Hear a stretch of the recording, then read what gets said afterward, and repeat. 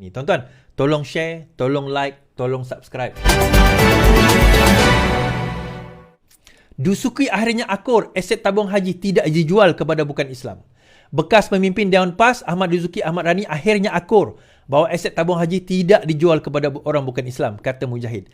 Katanya ia selepas Ahmad Dusuki menarik balik rayuannya di Mahkamah Rayuan Putrajaya hari ini dalam kes saman yang dikemukakan. Kini dengan tindakan yang telah menarik balik rayuan itu membuktikan Ahmad Dusuki akhirnya akur bahawa aset tabung haji tidak dijual kepada orang bukan Islam.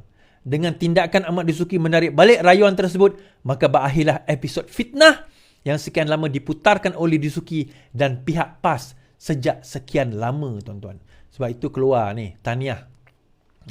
Tahniah Dusuki kerana kita nak cerita tahniah. Popular Fitnah Creator of the Year.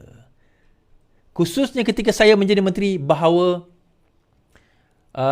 aset tabung haji dijual kepada orang bukan Islam, katanya dalam Twitter hari ini. Mujahid berkata, Mahkamah Rayuan mengarahkan Dusuki membayar kos RM5,000 kepadanya. Untuk rekod, Ahmad Dusuki mengemukakan saman ke atas Mujahid berikutan ciapan berbunyi, seorang ustaz berdusta, berpuluh ribu jadi mangsa, belagak tahu segalanya, akhirnya telan api fitnah dalam perut dia sendiri hingga kini tak pernah tarik balik pendustaannya.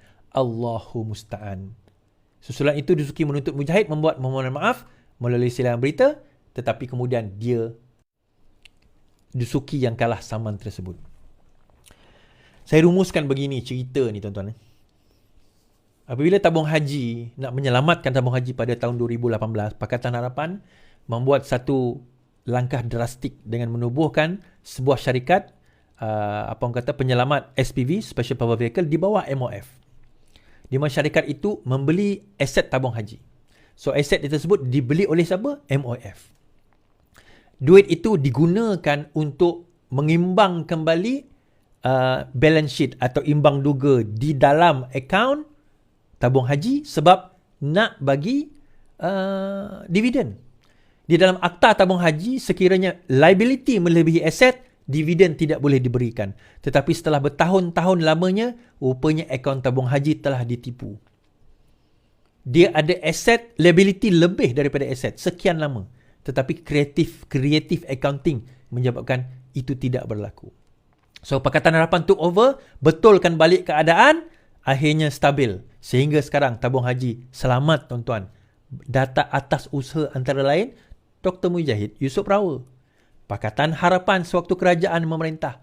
Walaupun selama 22 bulan, itu usaha yang dilakukan. Tetapi mereka menabur fitnah mengatakan aset itu dijual kepada siapa?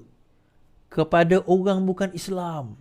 Dia nak timbulkan persepsi bahawa kerajaan Pakatan Harapan kerajaan yang curang, kerajaan yang orang kata korup, kerajaan yang jahat.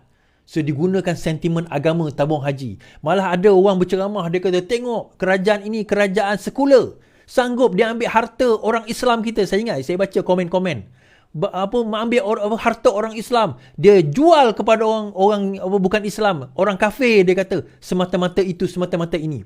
Dia orang buat benda itu. Dan sebab itu kenapa saya buat live masa tu pada tahun 2019. Antara sebab kenapa saya tak buat live. Dan bila perkara tersebut disebar luaskan, orang mula main sentimen itu. Saya seorang je lah yang cakap masa tu kan. Adalah 2-3 orang, tapi saya lah tak mampulah. Kita viewer pun masa tu bukan macam sekarang 10,000, 11,000 menonton. Masa itu kalau dapat 30 orang pun dah sedang elok lah. Tapi kita buat juga, gagah juga kita buat kan. Kita buat juga penjelasan. So bila dah tersebar dah fitnah itu, akhirnya dah dijelaskan dan sebagainya benda tu. Tabung haji pun dah jelas. Ada orang persoalkan tadi. Tabung haji dah cakap kan, pergilah website tabung haji. Tabung haji dah siap buat satu kenyataan bertulis 2019. Dah jawab dah isu tu. Tapi walaupun bukan nak baca. Dia tak nak baca, tak nak rujuk tabung haji ni. Website tabung haji siap dah tulis, dah keluar kenyataan akhbar dah pada waktu itu. Tapi yalah, masa itu saya berterupa kita tak strong. So akhirnya apa yang berlaku, tuan-tuan, sekarang masa itu, lepas sekarang ini, Mujahid pun buatlah satu tweet. Dia kata inilah dia pemfitnah tapi tak pernah minta maaf. Dusuki, Ahmad Dusuki saman dia. Aku tak nak panggil dia ustaz lah. Tak layak orang pemfitnah macam tu kita panggil ustaz, tuan-tuan. Tak layak, minta maaf. I'm sorry. Ahmad Dusuki pergi saman Mujahid Dr. Mujahid, zaman Dr. Mujahid, dia kalah zaman itu. Dia kalah zaman itu. Kerana terbukti di dalam perbicaraan, memang aset itu tidak dijual kepada orang bukan Islam. Dia buat rayuan, dia tarik balik rayuan, dia bayar 5,000 kos. Poinnya apa, tuan-tuan? Pertama, Ahmad Dusuki ni tak pernah minta maaf kepada Dr. Mujahid Yusof Rawa. Tak pernah. Kedua, dia tidak pernah meminta maaf kepada tabung haji sekalipun. Tak pernah. Di atas fitnah yang dia telah taburkan, di atas fitnah yang disebarkan, di atas fitnah yang dia telah lontarkan, bukan setakat kepada Mujahid, tetapi juga kepada tabung haji. Syarikat yang mengendalikan orang-orang yang membawa umrah, yang pergi ke umrah, pergi haji dalam negara kita. Dia tidak pernah meminta maaf. Yang kedua, penebar-penebar fitnah di dalam negara ini pun tidak pernah meminta maaf kepada Mujahid, Dr. Mujahid, dan juga kepada tabung haji. So, janganlah pelik, tuan-tuan. Kalau mereka ini akhirnya jadi ejen fitnah. Dia nak cerita apa? Cerita festival. Korang kaki fitnah. Siapa nak percaya? Siapa nak percaya? Korang nak cerita pasal festival yang aku dah jelaskan tadi dah. Korang kaki fitnah. Memang kaki PAS adalah kaki fitnah. Virus Perikatan Nasional. Sebab fitnah ni adalah virus. Hashtag VPN, tuan-tuan. Boleh tak? Tolong semua. Hashtag VPN, tolong. Hashtag VPN. Hashtag VPN. Hashtag VPN. Come on. Come on. Come on. Come on. Kita nak sebarkan kepada rakyat.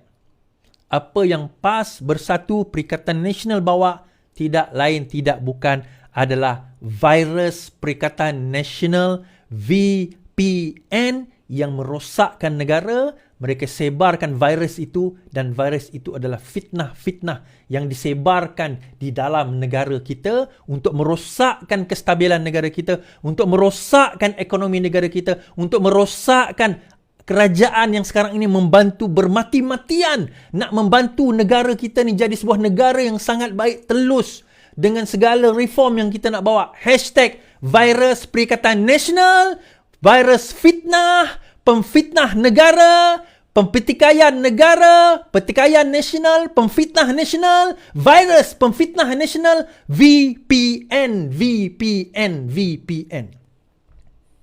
Tuan-tuan, itu yang kita nak kena bawa sekarang ini. Itu kita kena sebarkan. Itu kita kena hantar bahawa ini adalah perkara violation, hate speech doesn't matter. Tuan-tuan, kita ni ejen nak menyelamatkan negara ini. Dia ada peringkat pimpinan, mereka sibuk nak mengurus atur polisi. Kita tengah-tengah ni, tugas kita nak selamatkan negara ini daripada virus. Kitalah vaksinnya.